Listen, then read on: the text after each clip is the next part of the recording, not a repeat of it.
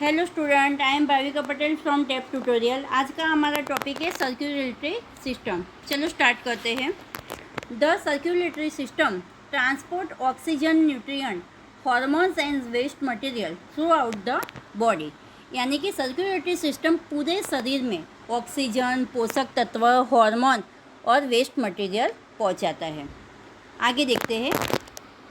उसके main part heart pump blood. Heart क्या है?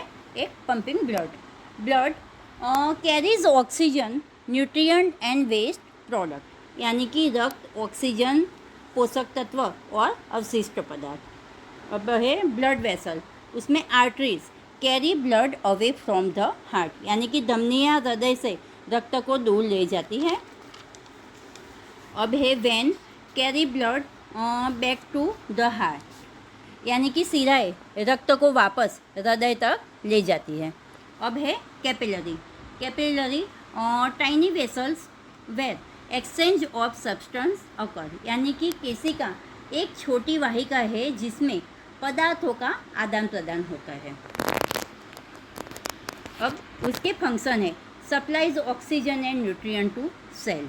यानी कि सप्लाई का मतलब है केशिका तक ऑक्सीजन और पोषक तत्व पहुंचाना। Remove carbon dioxide and waste. यानी कि कार्बन डाइऑक्साइड और अपशिष्ट पदार्थ को बाहर निकालना। और हेल्प फाइट इन्फेक्शन।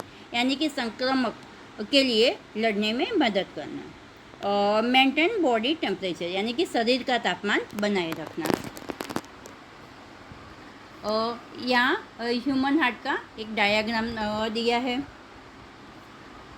यहाँ और डायग्राम के साथ उसके पार्ट भी अच्छे से बताए हुए हैं।